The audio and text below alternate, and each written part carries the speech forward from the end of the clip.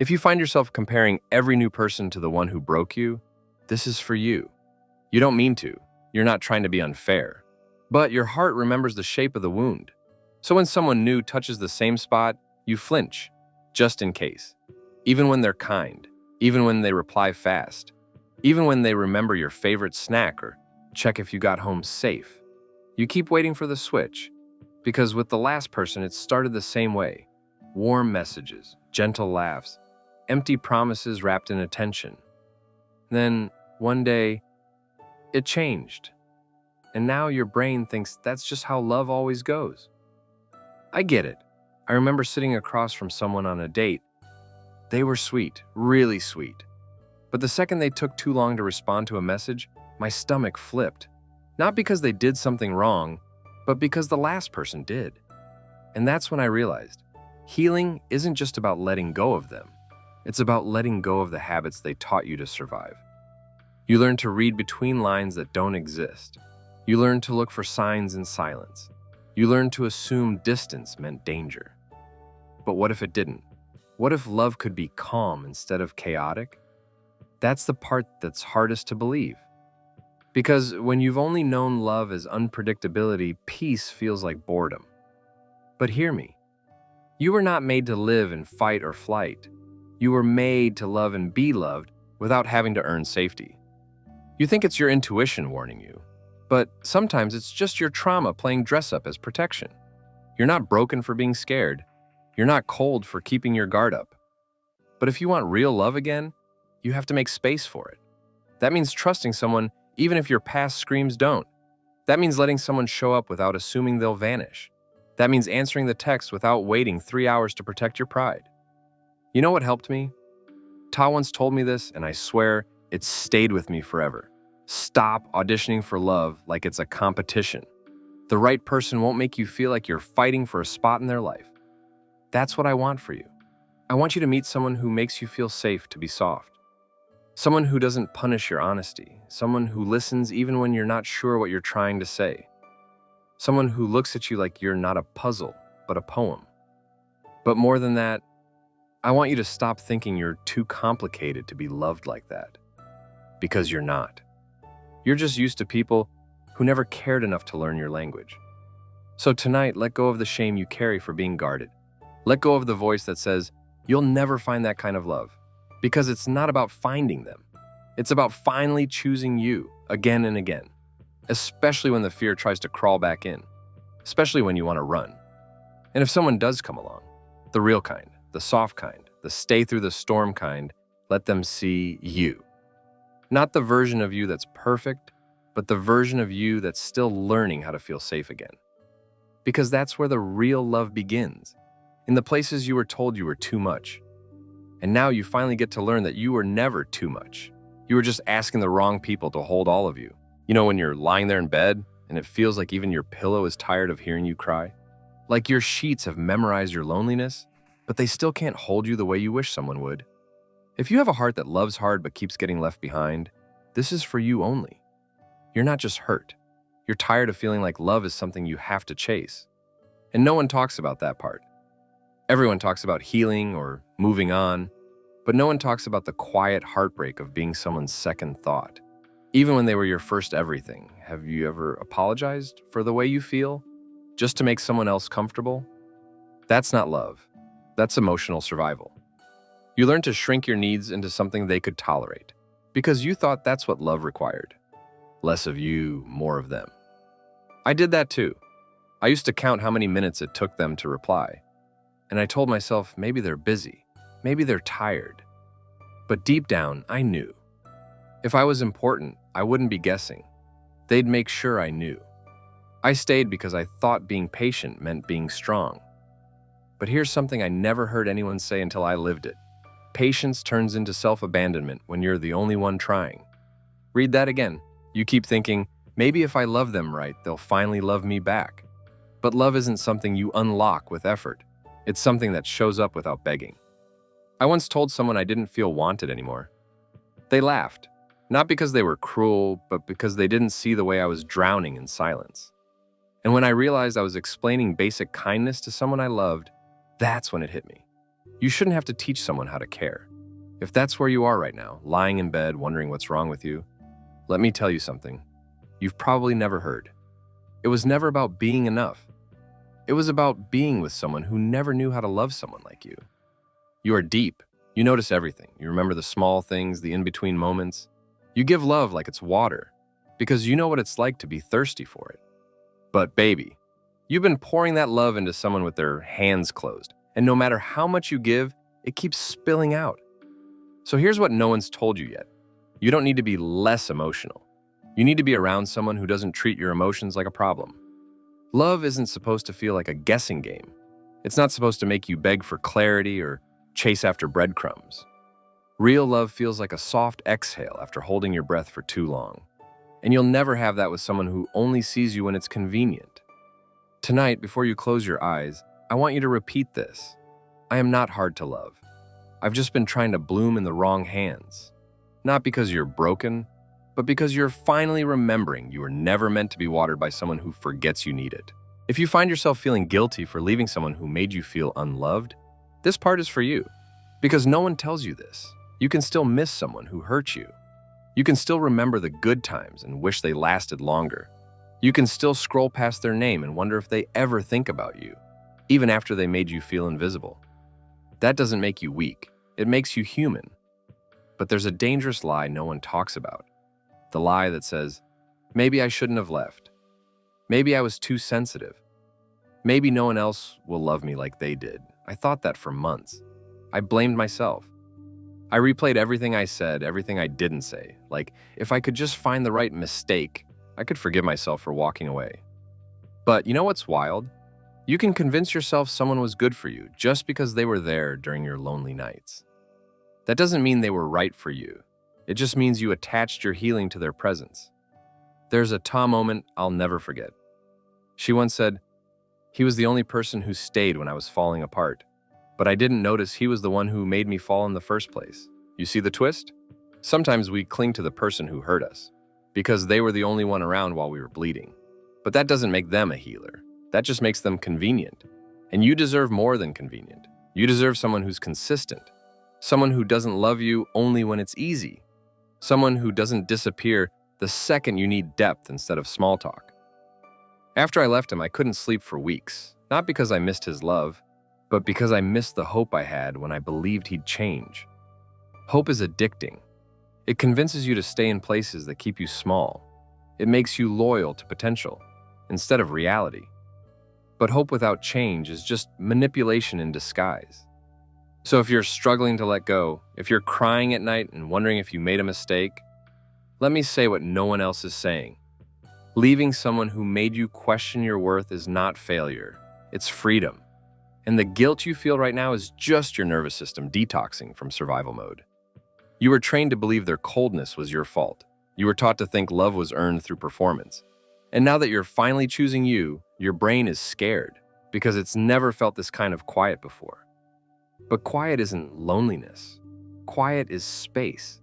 Space to come back to yourself. Space to remember who you were before they started editing you.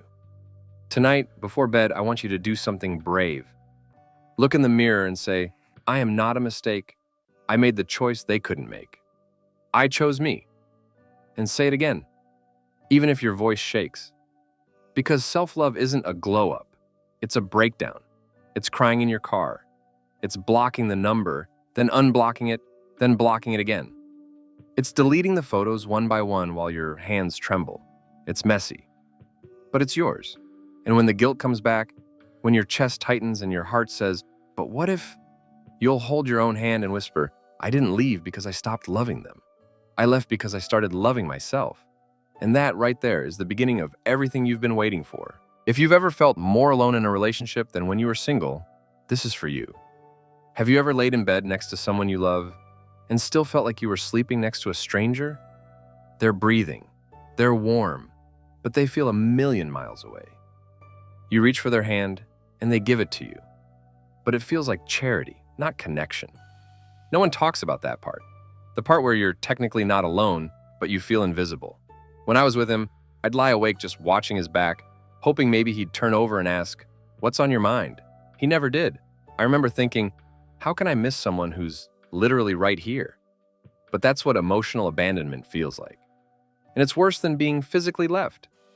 Because when someone leaves, you're forced to grieve. But when they stay and check out, you grieve silently with no closure. If you have ever said, "I don't want to lose them," while already feeling lost inside the relationship, I want you to know, you're not weak for wanting it to work, but you are hurting yourself by pretending it is. There's this truth I never read in any breakup blog, and I think people avoid saying it because it stings.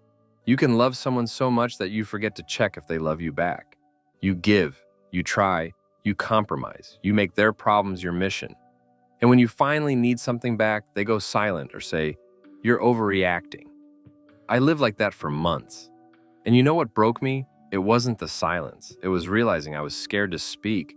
I used to rehearse my feelings in my head before saying them out loud, trying to pick the right words that wouldn't upset him. I walked on eggshells in a room where I used to dance. And here's the part no one warns you about. When you love someone who doesn't emotionally show up for you, you start convincing yourself that your needs are too loud, but they're not. They just got used to you staying quiet. Ta once told me something I'll never forget. You can't fix a relationship by loving harder. You can only fix it when both people are willing to meet each other in the middle. She stayed with a boy who only touched her when he was bored. He never noticed her silence, never asked about the tears she swallowed at dinner. And when she finally left, he said, "You never said anything." She said, "You never listened when I did."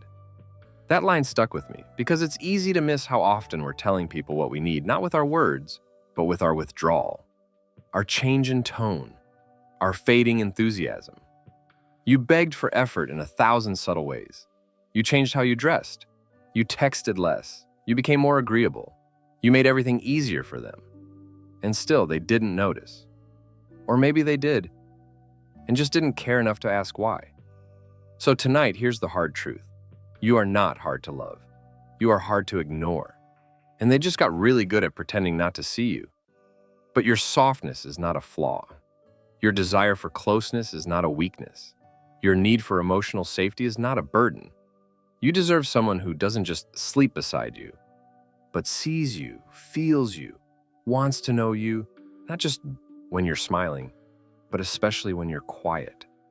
Tonight, before you close your eyes, I want you to remember this. You weren't asking for too much. You were asking the wrong person, and that's not your fault. It's just your awakening. If you've ever caught yourself saying, "They just changed," this is for you. You didn't imagine it. They did change. They used to text you goodnight first. They used to kiss your forehead when they thought you were asleep. They used to ask you if you ate, if you made it home safe, if you were okay, even when you said you were fine. And then one day, they just stopped. Not all at once, either. That's what messes with your head. It was a slow fade, like someone dimming the lights so gradually that by the time you noticed you were in the dark, you were already squinting.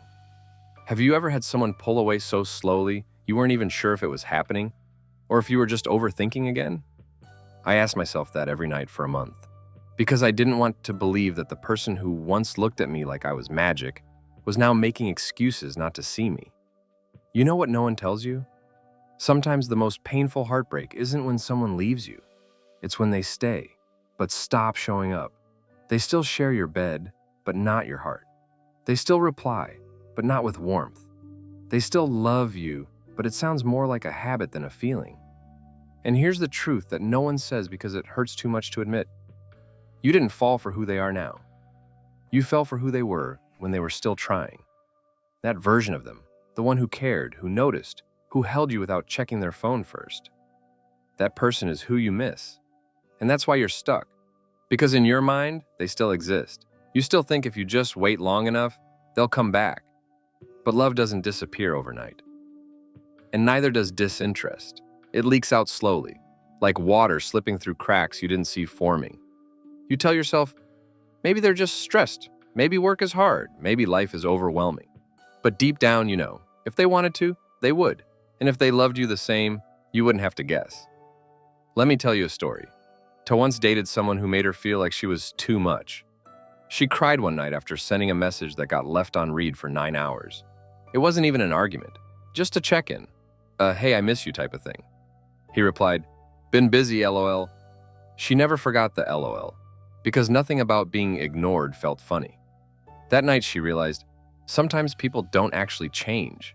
They just stop pretending. That hit me like a truth I wasn't ready to hold.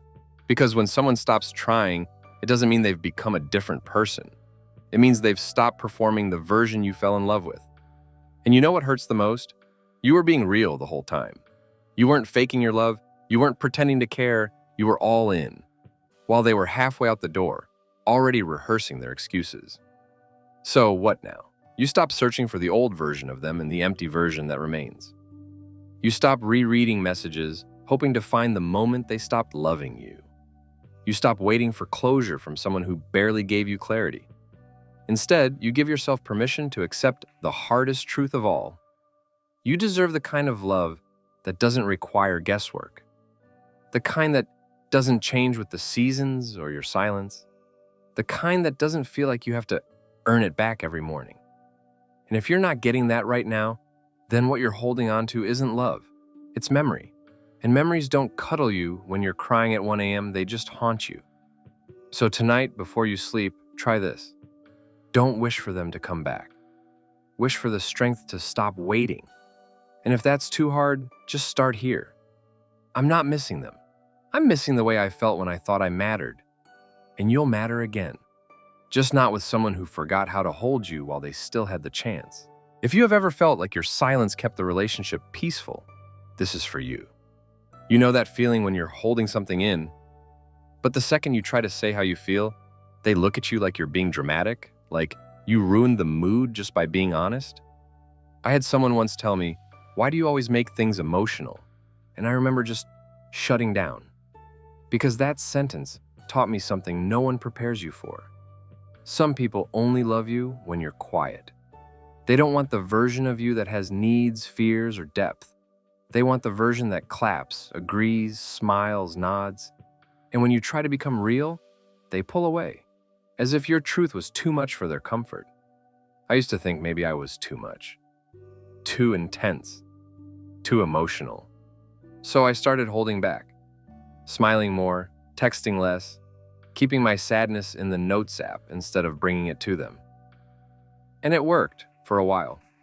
They liked the version of me that didn't speak up, but I hated her. Because every time I swallowed a feeling, I lost a part of myself. One night, I wrote in my journal, "If I have to stay small to be loved, I'm not actually loved." That sentence changed everything. Have you ever shrunk your feelings just to keep someone from walking away? You act okay, even when you're not. You laugh at things that hurt. You nod at answers that confuse you. Because deep down, you're scared that if they see your full self, they'll leave. But let me tell you something I've never seen on any viral post. If your love is only accepted when it's convenient for them, you're not in a relationship. You're a placeholder. I know that's heavy, but I'd rather you hear it now than spend another night begging for eye contact while they stare at their phone. You're not asking for too much when you say, "Can we talk? Can you hold me tighter tonight? Can you stop ignoring me when I cry?" You're asking for love in the language you speak. But they keep responding in silence. And silence isn't love. It's absence pretending to be peace. Here's what healed me. One sentence that hit me like a slap and a hug at the same time. They didn't leave because you were too much. They left because they never planned to stay when it got real. So what do you do now? You stop editing yourself just to fit inside someone's comfort zone. You stop making excuses for their coldness. You stop waiting for someday when they finally realize what you gave them. Instead, tonight before you sleep, you close your eyes and whisper, "I'm allowed to be loved without apologizing for it." Because you are. You always were. If you've ever said, "I'll love myself when someone else finally does," this part is for you. Because that sentence, that one line, it sounds harmless. But it's the most dangerous lie we tell ourselves. And I know you've said it. Maybe not out loud, but in the way you look in the mirror and flinch, in the way you scroll through your phone and wonder why they never picked you, in the way you shrink every time someone walks away, as if their absence means you're not lovable. But here's what I've never seen anyone say. Self-love isn't something you find when you're healed. It's something you give yourself when you feel most unworthy of it. Loving yourself isn't a reward, it's a rescue mission. And you don't have to earn it. You don't need clearer skin, a better relationship, a louder friend group, or a glowing "I'm okay" attitude. You just need one moment of honesty. And here's mine. I didn't love myself when he left. I loved the version of myself that he liked. The one who stayed quiet, the one who adjusted her laugh so it wouldn't annoy him, the one who dimmed her passion just enough to be easy to handle. I became everything he wanted, and nothing I recognized. So when he left, it wasn't just a breakup, it was grief. Because I didn't know who I was without someone to shape me. Ta once told me this story. She looked in the mirror one night and asked herself, what do I like about me that no one else taught me to like? She couldn't answer. That silence was the loudest wake-up call of her life. So she started small. She went for walks without her phone. She ate dinner alone at a restaurant. She deleted old photos, not out of hate, but out of self-respect. She started looking in the mirror again. Not to fix, not to impress, just to see. And slowly, the girl who was always too loud, too emotional, too much, became the girl who was enough for herself. That's what I want for you. Not some Pinterest version of healing with bath bombs and quotes, but the raw, messy, real kind of love. The kind you give yourself in the silence, in the loneliness, in the nights like this where it still hurts. I want you to reach for your own hand when it shakes. I want you to laugh at your own jokes, even if no one's around. I want you to dress up for yourself, to rest for yourself, to stop waiting for the world to clap when you already know you're worth celebrating. And yeah, maybe you still love them. Maybe you still miss them. But you don't need to love yourself instead of loving them. You just need to love yourself first. Because when you do that, you stop begging for text messages that prove you're worth something. You stop chasing eyes that can't see you. You stop handing out pieces of yourself to people who only wanted the pretty parts. And you finally understand this. Being unloved by someone else has nothing to do with your ability to be loved at all. It only ever meant they weren't capable of seeing what you held inside. And you were never too much. You were just unfiltered truth in a world full of people who aren't ready for that kind of clarity. So tonight, before you fall asleep, say this, even if you whisper it through tears. I am not what they left behind. I am what I choose to carry forward, and I choose me. Not because it's trendy, not because you've mastered it, but because somewhere deep down you know the love you've been waiting for your whole life has been waiting inside of you to be given back. And now you're finally coming home. Good night. You're not unloved. You just forgot how powerful it feels to love yourself without asking for permission.